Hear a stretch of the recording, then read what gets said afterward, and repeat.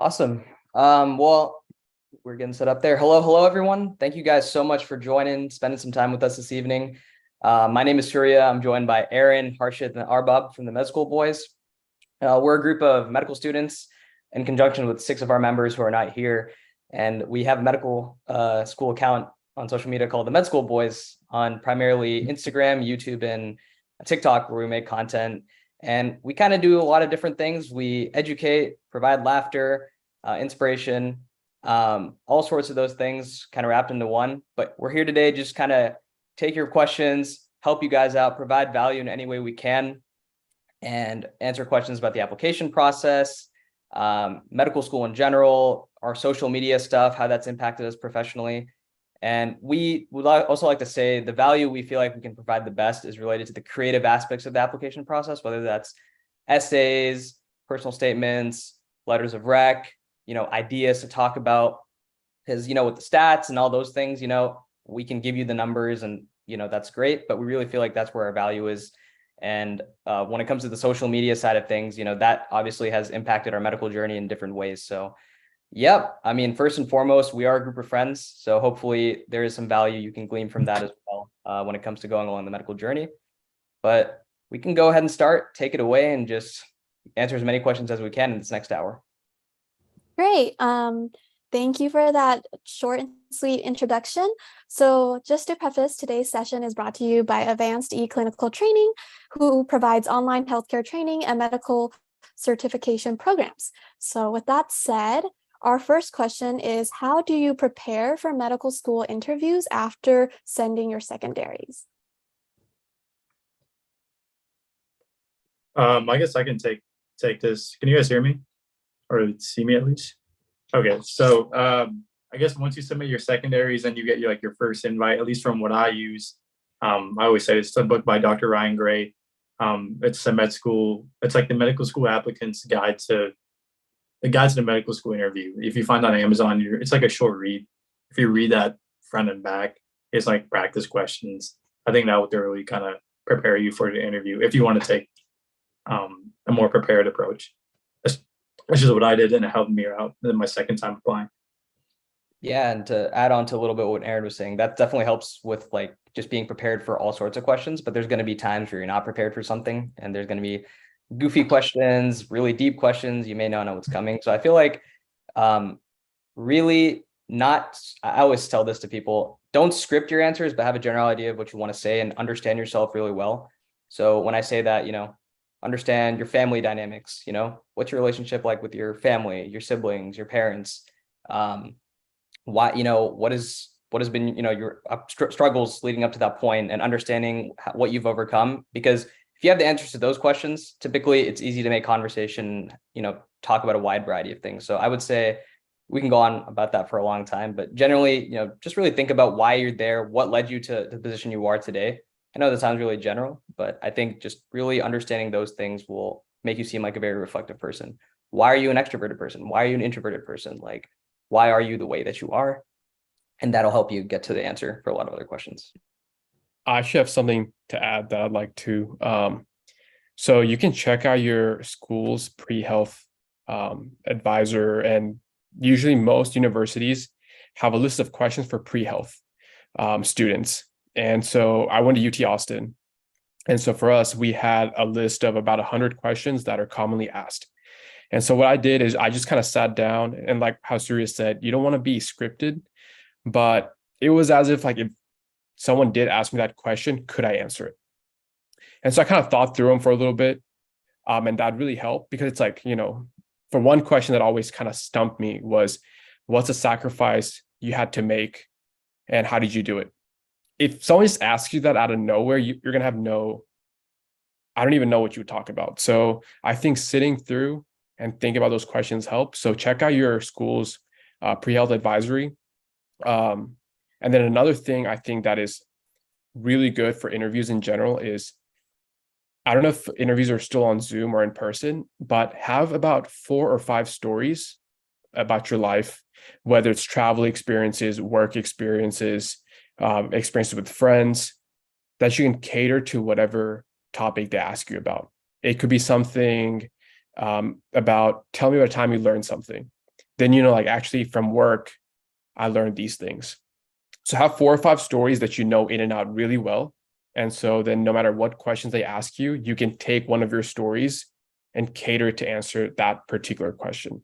And I think that really helped me answer kind of like the difficult offset ones where you don't really prepare for, but you have to have stories and examples that highlight your journey. So have those 4 or 5 stories in your life well known in your head, and use that to answer interview questions.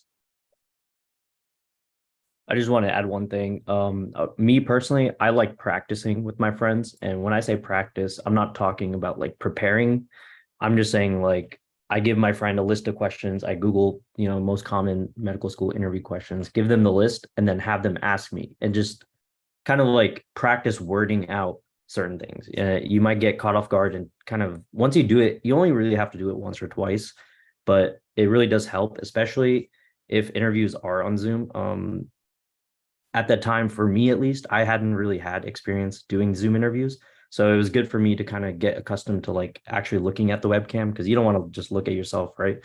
Or you want to make sure you're looking at the webcam so it looks like you're making eye contact. It's like small things like that you don't think about.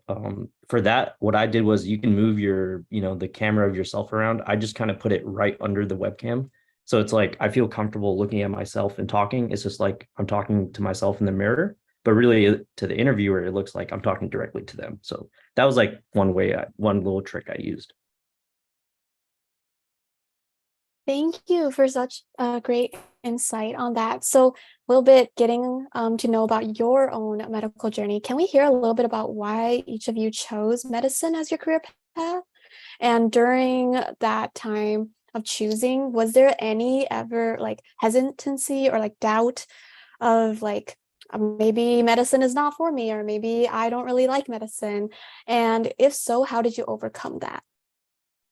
Yeah, so I'll be very honest. I think I'm actually at a position now where I'm very content being on the, medical track. But going back, I would wish I'd considered the NP or PA route more, because I'm really interested in primary care. And I feel like a lot of what I could have done, obviously physicians still have more say, but I still feel like I would have been satisfied doing that. But I think why I even went into it for the first place was, again, kind of a double-edged sword, literally lack of exposure. I didn't know the other health professions that much. So I really thought that health professions, doctor, you know what I mean? That's what I grew up seeing in family friend circles and that sort of thing. But generally speaking, I'm still very happy with it, because I feel you can be a teacher, scientist, healer, and wear a bunch of different caps. And I think being a physician just allows you to have that unique experience. And I just felt like a lot of people say, oh, don't say you want to help people, but really it's a really great way to help people and like have a great career, right? It's just a great balance of all those things. So it's a double-edged sword for me. I don't regret it. I just wish I had considered maybe other paths, and I just urge other students to do the same, and if that's what they're considering.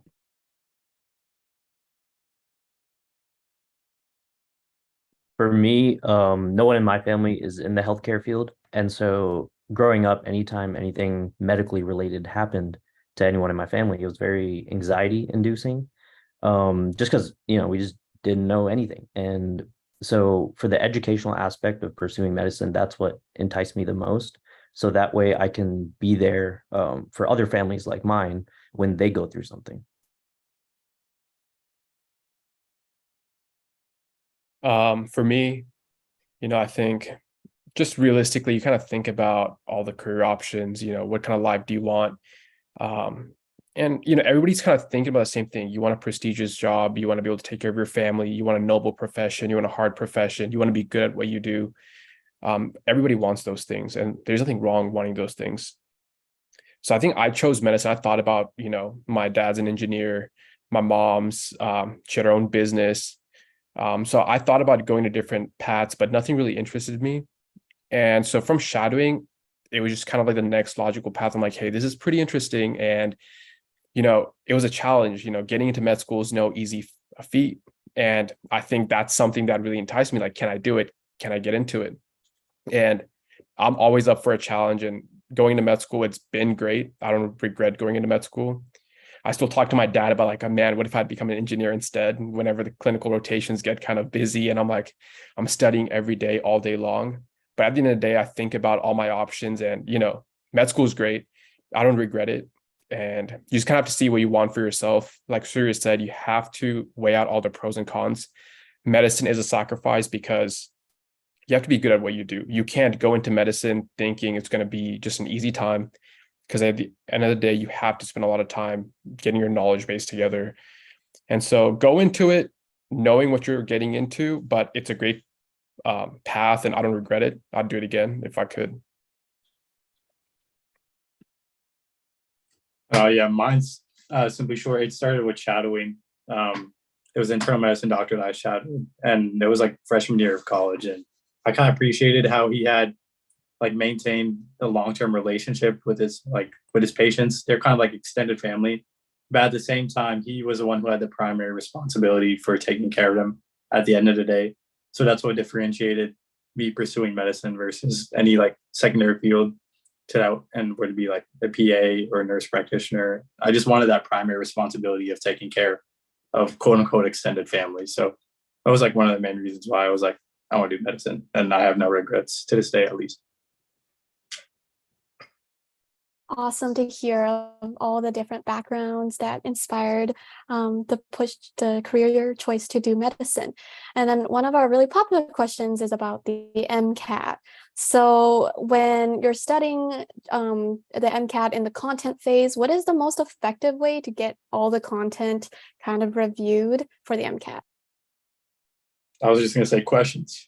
And then if whoever else wanted to fill it in, I was going to jump right to that. But yeah, I would also say that depending on what your timeline is, I know some people have a summer, some people have a year, some people work and study. I would also say that you should just game the exam as much as you can. And what that means is realistically, you've got physics, biochem, chemistry, biology, all these subjects. You just gotta, for me, and I'm very open about this, I kind of took the L on certain subjects. I was just like, okay, I know biology, chemistry, biochem are like bound to show up. I'm going to spend like 99% of my time on those. And then every now and then I'll look at some physics stuff here, do some physics questions. So I know that's a very generalized thing. And obviously we can get into more specific strategies about the MCAT, but I'm sure you all have other speakers that could provide more value to, those strategies. But generally speaking, you should game the exam to, the best extent you can, because realistically, not everything's showing up equally. Some stuff is just weighted more. So it would suck to like study all those months and like spend time on a subject like physics and perhaps maybe you might get a few more physics passages than normal, but I would just say, generally speaking, biochem, chemistry, and bio are just so high yield that, and chemistry, like I said, that you just want to like understand what you're good at, what you're not, and just game it that way. Full disclosure, we have not taken the MCAT in many years, especially for me. I think it's been almost 5 years for me. So just wanted to put that out there. You might find better advice for like MCAT related advice. You'll find better advice out there than here, but don't be afraid to do multiple passes of content. It's not like the first time you read something, it doesn't mean it has to stick and you have to understand everything. Just take your time with it and take multiple passes if you need to. And then once you've really mastered it, then go take the exam. I would also like to add that everything we're saying, we would ask you guys not to just accept it blindly, think about it, synthesize it. This is just simply our perspectives, right, from our experiences. So I would think it's important to include that as a little disclaimer. I think that's right. You guys summed it up pretty well. Yeah. Perfect. So one person asked about having a difficulty getting clinical experience. And so besides shadowing, like, do you have any other suggestions about like what other clinical experiences you can look into? Yeah. I know Harsh can go into some other stuff because he's got some pretty robust, really awesome clinical experience. But I would say one thing I feel like people don't consider enough is working at like a nursing home or it doesn't have to be shadowing. I would say any exposure you have to just dealing with patients, and the more active you are, that's just higher quality experience, right? So I know some people and you're getting paid for it too, right? You have to get licensed and like take an exam and then work, right? And so there's just so many different opportunities. I would just kind of guide it like that. It doesn't have to be shadowing and like volunteer work. Try to look at like opportunities where you can work, whether it's for a summer or during the school year. I know it's really tough, but I think working at a nursing home is like such an underrated or an elder care facility. I think that experience is something that I don't see enough medical students do, that I feel like gets you medical knowledge, but also just gives you such good interaction with patients. So that's one I'd put out there. Yeah, I think that interaction with patients is very important. At your level as a pre-med, that's probably what you're going to capitalize on the most. No one's expecting you to save lives and do things like that. Maybe as an EMT, you might get a little bit of that.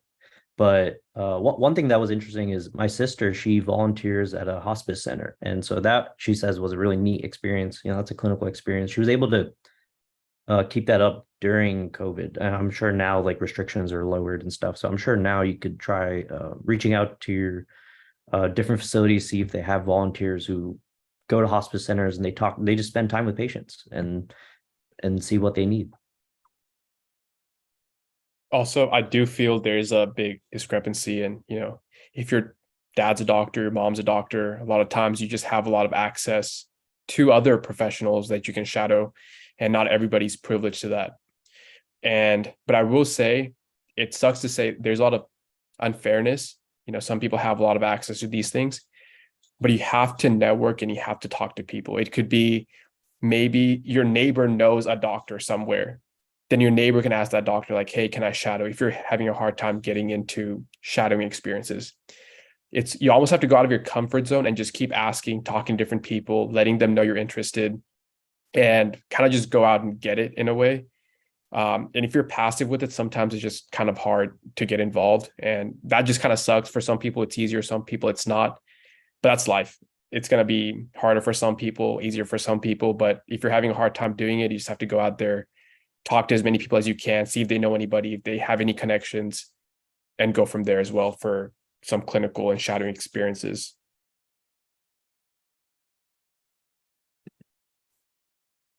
Great. So next is like a little bit about research, because research is really something that's always talked about, even in our previous sessions. So how much research experience did you have? Like that could be publications wise, conference, or just being in a research lab, and how did you leverage that during the application process? So I actually didn't like doing research in undergrad. To me, the bench lab work, it just seemed like I just didn't like doing it. That's just what it was. I just didn't enjoy doing it. But I did want to do some type of research, just because like, oh, everybody's doing research for medical school, I have to do it too. And I also do think like it depends. You don't have to have research, but research never hurts. And also depends the type of school you're applying to, the type of program that matters a lot. So I did research. It wasn't even related to medicine. It was marine biology research, because, you know, I love water. And so I wanted to do something that I enjoyed, not just to do it. And I think that actually paid off dividends later on, because during all my interviews, they asked me like, oh, that's kind of cool. We never see people do this type of research. What got you into it? So I'm not saying do that, but research definitely helps. But I don't think you absolutely need it. It just depends on the type of program you're in. But I'll let some of the other guys speak to it.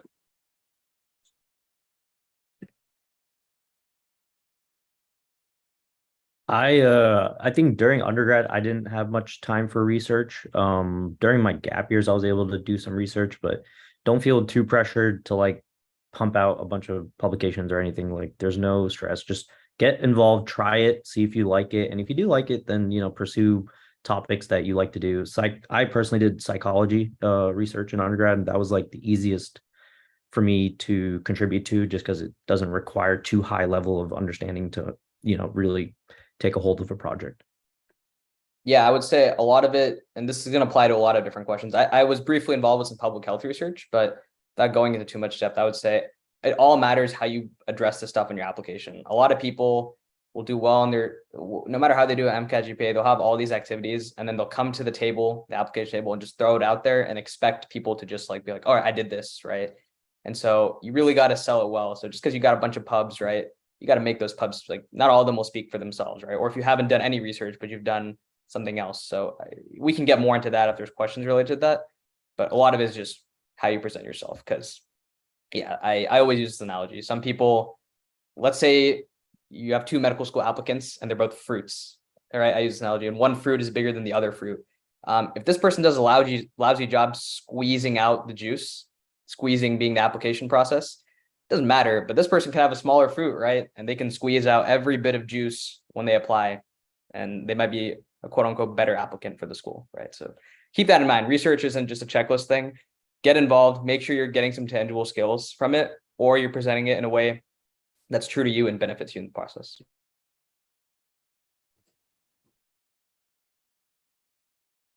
No, I think that was perfect. I think we're ending with an analogy. Perfect.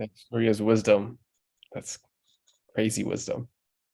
I love the analogy. I think this person had heard the analogy, but it's really nice to hear this holistic process. And so there's a question, I think I'm combining these, but how do you compensate for like your weaknesses or like perceived weaknesses on the application? So for example, if you have a lower GPA in comparison to what's like the average statistics, and then since that's about statistics, how much emphasis do you think medical school like puts on grades? Yeah, so this is going to be a common theme for some of the future questions. I feel like it depends, and I feel comfortable speaking about this because I've told the guys this, and my loved ones know. I was very like crazy in the research I did, not like research for medical school, but just like analyzing the application process, like what goes into it. And it just depends. So for our school and a lot of the schools in Texas, right, we can say that even in our friend group, some of us are, below the average, some of us are above the average for different stats, right? But our school personally has a metric that they use.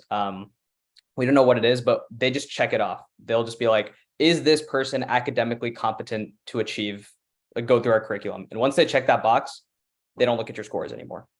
And that's what we've been told, right? And obviously that's good. That mark is going to vary at some schools, right?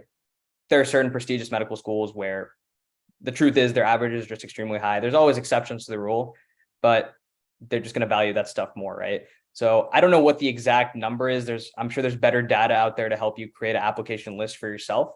But definitely, don't be afraid to shoot your shot. And just there's a lot of factors into it too, right? Financials as well, right? If you've got the resources to apply, and maybe your application stats are lower than some of the school's metrics, maybe you can go for it, right? If you can afford it. But if not, the reality is it's probably a better investment for you to get your MCAT higher, spend a year in a master's program, get your GPA higher, instead of blowing all that money on like your application process in hopes that something good happens, right?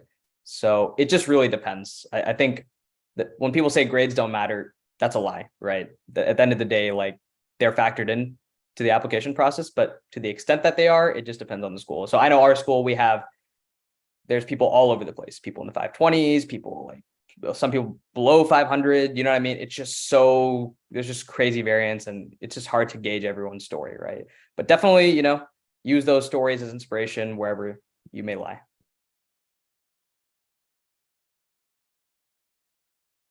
Great.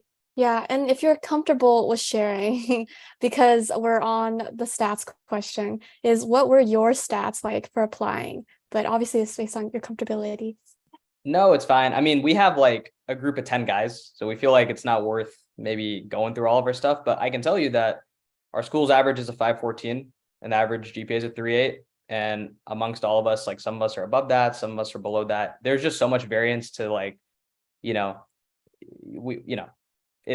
wouldn't be like helpful to maybe go through all that in our opinion. But just know that even in general, like, stats are they're only going to limit you to a certain extent, but you can overcome that. Great. And then just veering away from more stats, more of like, what is it like being a medical student? How is the work-life balance like now that you're in medical school? I would say in the beginning, like our first 2 years, it was like more so preclinical where we're just like, you're in a classroom, you're just studying your content. So on average, I think your typical day could be like maybe like 5 to at most maybe 8 hours of studying, depending on where you're at in terms of how far you are from the test. And you would have some time for yourself in the evening. And obviously when it would get closer to it, like if it was test week, you would probably be upping your hours to like maybe like 9 or 10, right? Because you want to like solidify your content before the test. So that was like, I think, if speaking for the guys, I think that was a general sentiment in our first few years. But with like now that we're in rotations, it's a lot different now. It depends on your rotation. It depends on your attending. It depends on the hours. So there's like a lot more unknown variables that affects your schedule in terms of rotations. But I would say it's pretty consistent in terms of your first 2 years of med school.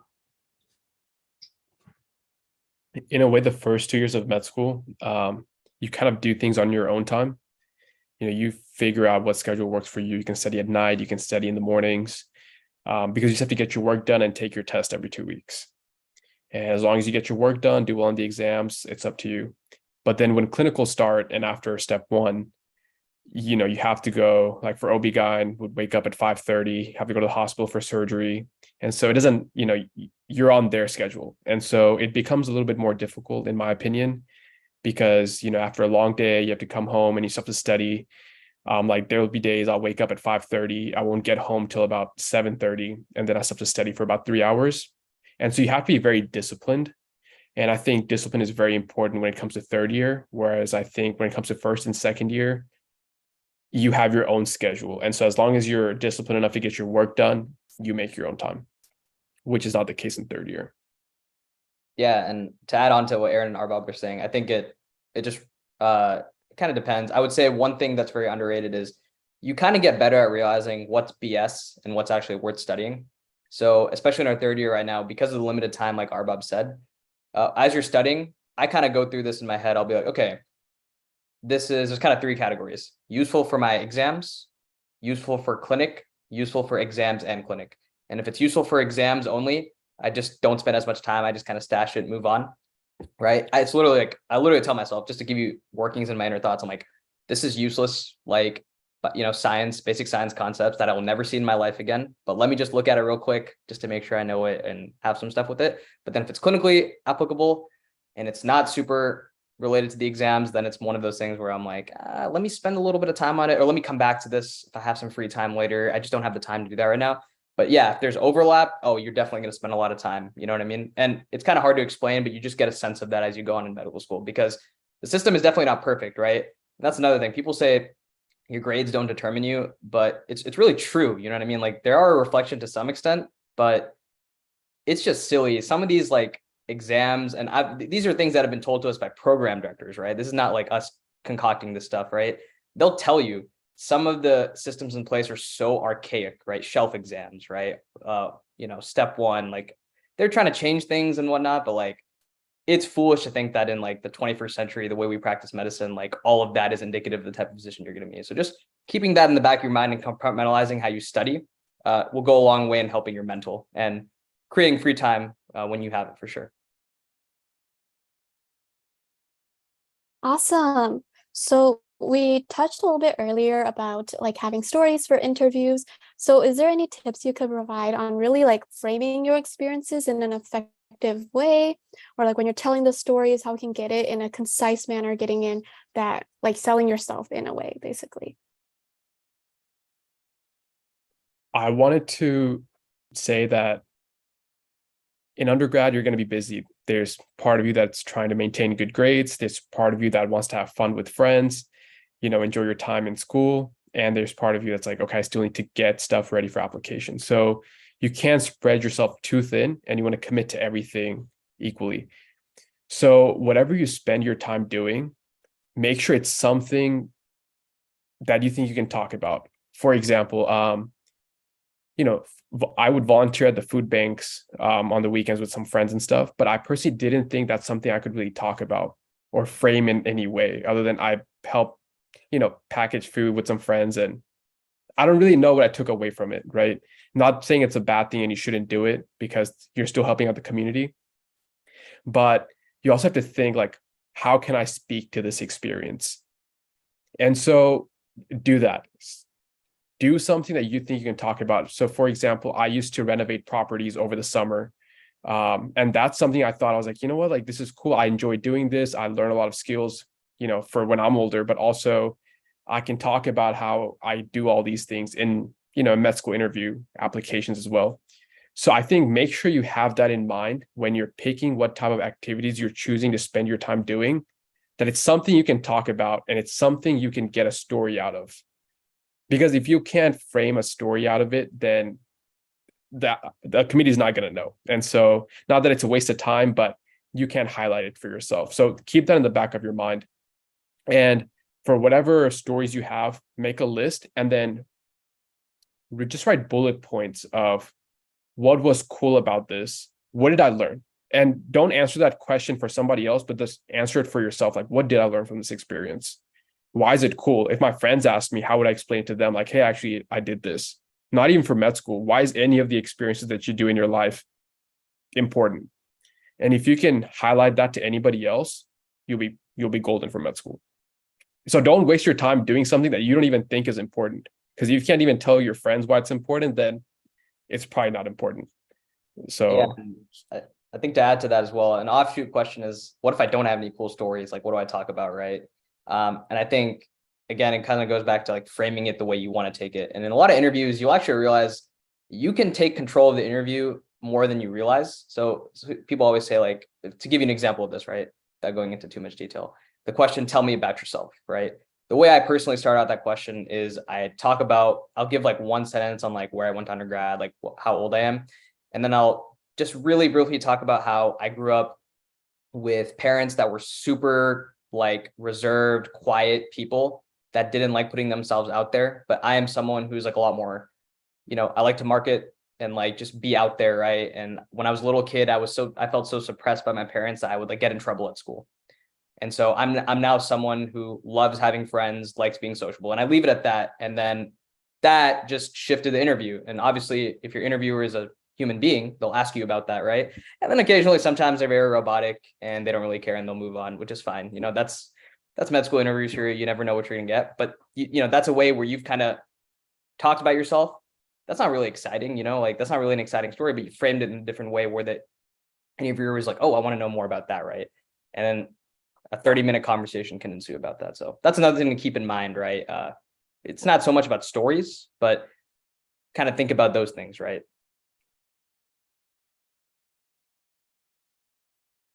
Awesome.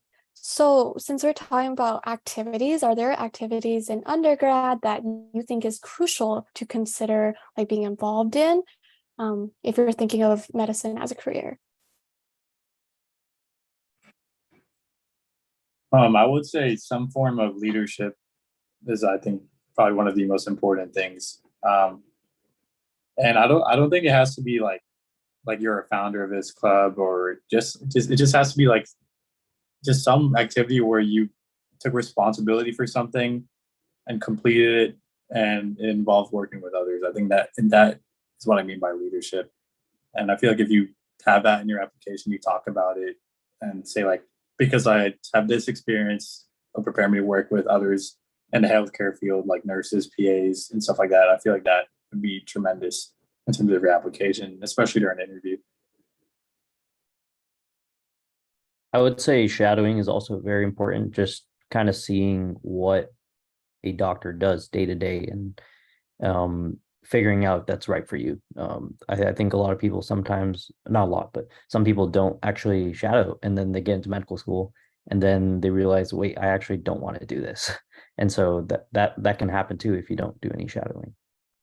To quickly add to that, I think 2 categories: healthcare experiences, doesn't matter what they are, preferably patient interaction, and then anything you want. Literally, I feel like if you just break it down to those 2 categories, you are going to be fine outside of MCAT, GPA, and all that stuff. So Aaron, for example, and he can speak more about this, he had like a car review page, which a lot of his skills in doing that car review page have translated to MedSchoolBoiz, which is awesome. And then Arbob kind of talked about his marine biology research, right? That's something he wanted to do, right? And it naturally showed in his application. Harsh is an interesting guy that's done a lot of other things that would take too long to go about, explain. But you know what I mean? Like there's like, I think if you just keep it simple, healthcare experiences and something you enjoy, I think you'll be in good shape. People want to, you always see like the nervous pre-med, like what do I do? And it's totally understandable, but think about it from the other perspective, right? And you'll be more than okay. Also, I have this is some side advice, kind of from what Harsh was saying, that shadow, like there's a reason why they want you to shadow. And when I was going through undergrad, sometimes I just spent so much time with one doctor. I was just trying to rake in my hours of shadowing that, I need, 50 hours for shadowing. But there's a reason why they want you to do it. And if something I could change, if I could go back in time, is I wish I shadowed a variety of different doctors, different specialties. What do they do? How do they set up their practice? Even within, family medicine, there's different ways to set up your practice. Within orthopedic surgery, there's different ways to set up your practice. So many different subspecialties. So shadow to really understand, what are people doing in medicine? Because you're not going to get taught that in medical school. Even in your clinical rotations, it's so specific. You're not going to learn that much. So take your time, and shadowing is extremely valuable. I wish I had more time to do this now in my third year as I'm trying to figure out what I do as my specialty. So if that's something you're in the middle of doing, is shadowing, is try to experience as much as you can so you really know what you enjoy and what you don't enjoy. And that'll help you out a ton in medical school. Thank you for providing like that advice about shadowing, especially when you talk about deciding a specialty. So answering kind of a really popular interview question, why not nurse or like PA, why you decided to be a doctor instead? Like, what were your answers to that question? I think I kind of prefaced this like in the beginning, like why I did medicine. But I think it was, then again, like repeating it, for me, it was like I wanted to have the primary responsibility and like make the final call and just be the one who was, the one that everyone would go to in terms of like questions about this patient and so on. I just wanted to have that responsibility. I don't think I could have really achieved that if I pursued the PA route or the nursing route or any other route, so. And that, like, I think that was the trump card for me, like the final card. You can like every, PA, nurse, like you all technically kind of do the same thing. You can form a relationship with a patient on a long-term bias, but what separates a doctor from all these other careers is that primary responsibility. So that was it for me. Same here, you're the guy or the girl, your stuff. You spend all this time learning why diseases work the way they do, how to treat them. So when something complex comes up, they're coming to you. You can regurgitate some information here and there that like, oh, you treat this way. But when things really hit the fan, you're the guy to go to. And I thought that was cool. I wanted to have that say, that final say. People looked up to and, trust me. So that's something I wanted, similar to what Aaron said. Yeah, I agree with them. And I think, again, wearing multiple hats, right? I think as a physician, you have more robust opportunities to be involved like in the academic setting, and you just get to wear these hats, right? And but again, it has to be the career for you, right? I think a lot of people, there are some people in medicine that I think would have made great nurses, great PAs, not even in healthcare, right? So I think it's important to reflect on that before, because like I said, I'm very open with it. I would have been super happy going into nursing and going the NP route, right? That's what I've realized. I'm too far in it right now, you know what I mean? But I think it's important to understand your personality. Awesome. So how does, just kind of like a fun question that's a little bit different than the previous questions that we've asked, how does the med school curriculum compare to like your undergrad curriculum or your undergrad experience, especially if you went to a very competitive or known to be competitive undergrad? I mean, you always hear the analogy about the fire hydrant and the content comes more faster. Yeah, I would say that that's probably the main difference, right? I know there's variances between each school and and how each medical school does things, but I think that's pretty much the best difference to point to. It's just the pace at which the content is coming. You've just got to be adapting to that. I don't think the content is particularly harder to learn than a lot of stuff you do in undergrad. At times it will be. But yeah, that's very so people are saying they haven't heard that analogy. Yeah, the analogy is like, in undergrad maybe you're drinking from a hose, and then in med school you're drinking from a fire hydrant. I don't know if that was sarcastic or that's like a genuine thing, but maybe for us it's just beaten into us, that analogy. But yeah, I would say that's the biggest difference. So about kind of like going back to activities for people who are considering taking a gap year, but they're not in their gap year, are there activities that they should prioritize during undergrad that might be a little bit difficult to engage in during their gap year?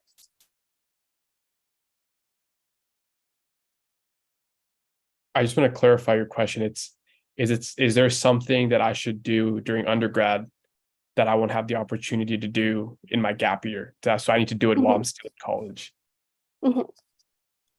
Well, I guess one thing is networking with professors, right? That's one thing. Like if you're asking for rec letters from professors, I know that's probably, but if you're in your gap year, you're not going to meet professors and people like that. So that's one thing definitely do while you're still in college for your rec letters. The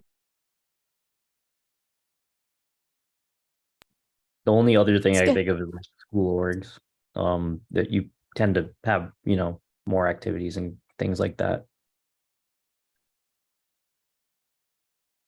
So a little bit about, since you guys are part of MedSchoolBoiz, like how do you guys incorporate your love for kind of like creation, like content creation in your application? I don't know if you did it during medical school, and how do you balance like a content creator and also like being a med student? This question's screaming Aaron's name right now.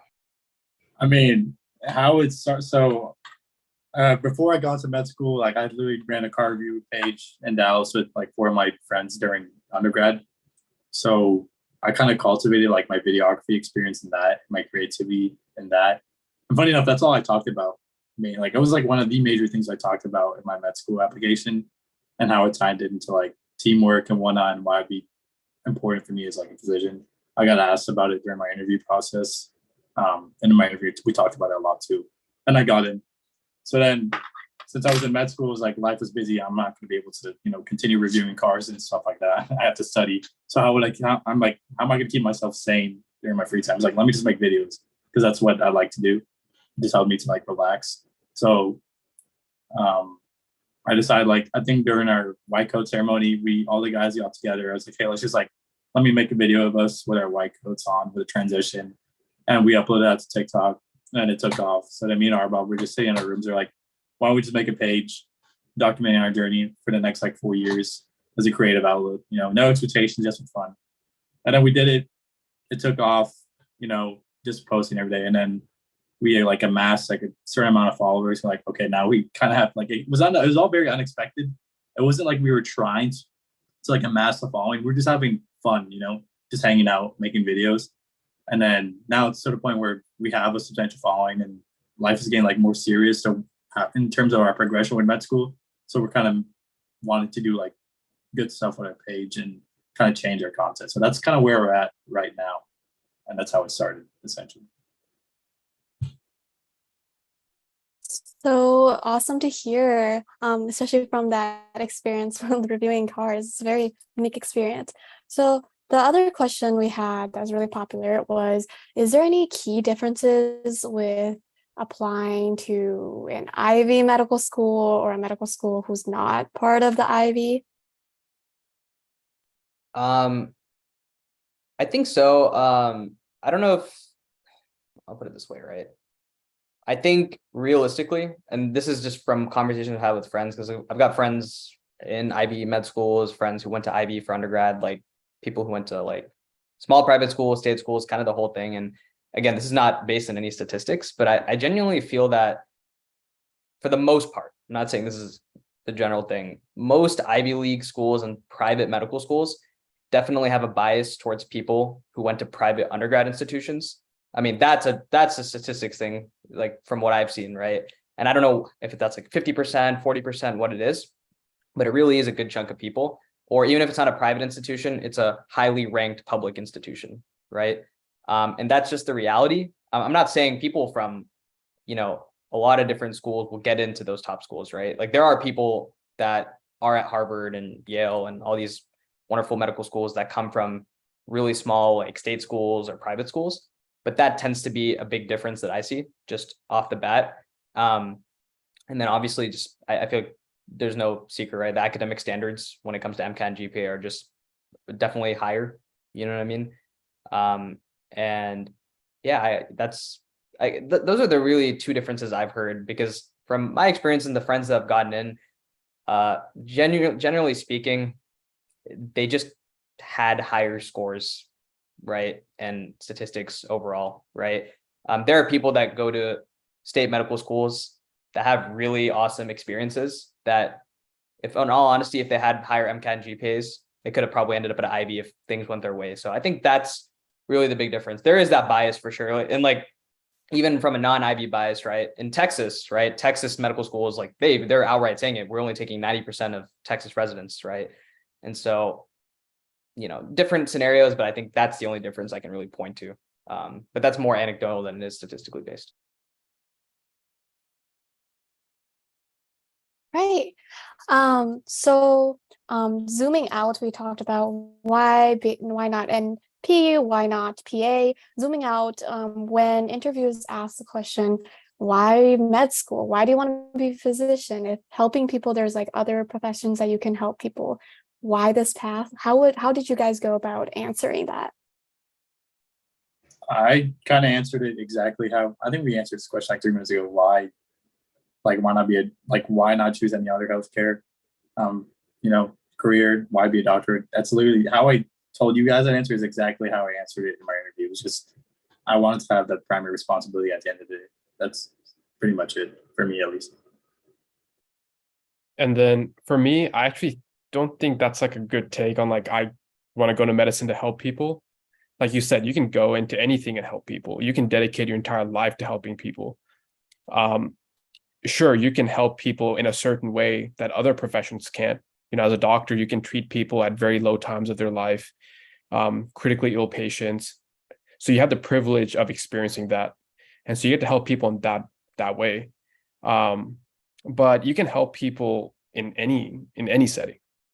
So I actually don't think that's kind of like a good way. Like, I just want to go to medicine to help people, because I think you can do that in anything. As a nurse, you tend to them all the time. You do so much as a nurse as any, healthcare professional. So I actually never got asked that question, but I never gave off the answer that I want to go into healthcare just to help people, because that's not, the primary reason. I'll help people if I was an engineer, a lawyer, a janitor, a teacher, no matter what I'd go to. If you want to help people, you'll help people. So don't even start off with that. I feel like that's actually a trap if you answer any questions like that. Thank you. Yeah, I think it's really nice to hear, because I think helping people is always a narrative that's like thrown around when people are thinking of why medicine for themselves. So it's nice to hear that's probably not the answer you should think about if you're committed to medicine. So as there's someone who's a rising third year in undergrad who is not really confident about their study habits, and time management is a huge concern. So do you have any thoughts about managing your time, tips and advice, especially because it's making this individual hesitate if they want to continue with medicine based on like poor time management skills? Yeah, so I would say some of us definitely are a lot more disciplined than others. Me personally, it kind of comes in waves. So I'm still working on it, buddy. You know what I mean? Like, there are some days where nothing happens. There are some days where it's really productive. And so that's important to understand. Like, I know people want to get to that point where it's like you're a well-oiled machine and you're just going and making it happen, but that doesn't always happen. So I would say incremental changes. So I'm at a point now where no matter what, I go through 50 Anki cards every day, right? Like 50 new Anki cards. That is like, I do not compromise on that. And I feel like I've done a good job the last like several months when it came to STEP and clinicals, right? That takes like 30 minutes some days. And so it took a point to get to that. So I would say just making those gradual changes is the best way. It's really hard. The way our minds are wired, right? It takes a really special someone to just make a change and institute it and make it happen. But most of us need gradual stuff, right? So I would say whatever tangible change it is, even if it doesn't amount to something significant right away, I mean, it's going to pay dividends long term. So that's my answer to that. Also, I'm like, just go with it, have fun in your life, study. If you get into med school, then whatever study habits you've had worked off. There's so many people applying. You're competitive enough. You'll figure it out. When push comes to shove in med school, you'll make it work. Just like how you made it work getting into med school. So don't doubt yourself. If you made it this far and you're doing well, or even if you're not doing well, figure out how to be better. And when push comes to shove, you'll figure it out like everybody else does. If you have 3 months to do something, you'll take 3 months. If you have 1 week to do the same thing, you'll figure out how to do it in 1 week. So I think when you get to med school, it'll be like a big, like Surya said, fire hydrant of information. You'll probably think to yourself that, how do I even study?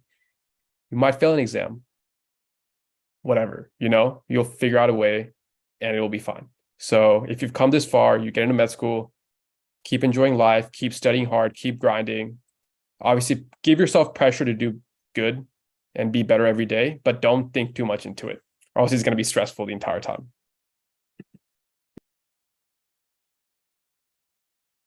I really love the advice about really just enjoying the moment, enjoying like other things besides having like your pre-med or occupying all your life. So with a lot of medical schools offering combined degrees such as MD PhD or MD MPH, did any of you ever consider going into a combined degree program? We haven't, but we have a member of our team, Jeswin. He actually has a video on our YouTube channel about the MBA in particular, but I think it relates to some of the other programs as well. And so he was very happy with that decision. He's not here, so obviously he can't speak on it too much, but he's very, very happy that he did so. So I think the way we can answer that is, some people are like, I just want to get the degree for the sake of doing it. I think that's really dumb, and that's a big waste of your time and money. But if you feel like you've got a meaningful, so people that have an MPH, for example, a lot of them had like a very important cause, right? So we have a friend in our medical school class who, like, child trafficking was just something very, very personal and important to her. So she wanted to do an MPH and like focus her time around that, right? Jeswin, for example, I mean, you want to talk about business, his name comes up as a synonym in like the dictionary, right? That man's all about it, and he's really savvy about it. And it was really important that he did that. So he's going to implement that in his practice someday. So make sure that you keep that into consideration. Don't be like, oh, this is going to make me more, more better applicant. I mean, I think framing it that way will be very healthy and beneficial for you. Okay. So last question to wrap up our Q&A session. Just a funny one. How did you guys become friends with each other? And how does the community that you've created with each other and on social media help you so far on your medical school journey? I didn't even like Harsh when I first saw him. No, I'm just kidding. We all met each other. I actually didn't. I roomed with him, and I was like, "What is this guy about?" But yeah, you. Yeah, so we all met. So we all go to Texas A&M, and so before school starts and orientation starts, we have this retreat that a lot of the med students go to. So we go camping for about 2 days, and you get to meet your, classmates. So that's where we all met, and yeah, that's where I guess Surya roomed with Harsh, and that's where he met them. But that's where all we met. But I'll let some of the other guys say some stories. Yeah, I would say that really helped a lot of it. But I think our school in general, we're very blessed because so this is not something that's really well known. For our clinical rotations, we actually all split up amongst Texas. So some of us, so Aaron and Arbob right now are in the Austin, Round Rock area. Harsh is in the Dallas area, and I'm in the Houston area, right? Because our school has partnerships. So that actually, if you actually notice with our MedSchoolBoiz content, you don't see all 10 of us together that often, and that's primarily the reason, but we try to make it work the best we can. But our school in general has a very healthy culture. So it is pass fail now, right? For the most part. There are some aspects of rotations that are ranked and that sort of thing. But in general, the school does a very good job of creating that culture of collaboration. And I know that's a buzzword. And I used to think going into it, I was like, that's like, whatever, that's just a buzzword. But truly, some schools, the culture really matters. So I think our school just makes it easy for us to bond with each other, have socials, and because we're all split up at campuses, it's like a smaller class size at each place, right? So everyone it feels like family. And I think these guys can attest to it as well. So, and from a MedSchoolBoiz perspective, we make it work. Our content is something that just came about naturally, like Aaron and Arbob alluded to. So we just have a lot of fun with it. It's a nice outlet, and we're at a point where most of our class appreciates it, and they get in on the action too. So overall, Texas A&M we give them a lot of credit too. They've done a wonderful job at given us the platform, and they're very supportive of the because with social media it can kind of be a double-edged sword, but the school supports it a lot. So yeah, and I think Aaron and Arbob really hit on it as well. Really, really exciting to hear a different perspective.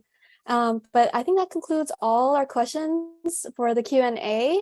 To be conscious of time, thank you so much to all of you for going through all our Q&A questions. We gained such wonderful insight, and thank you to everyone for attending this wonderful session with MedSchoolBoiz. We have, like I said, we've gained such great advice that we can all reflect upon. And this ends all of our speaker sessions for the first day of the National Pre-Health Conference. So please make way to the closing remarks section by leaving the meeting and joining it through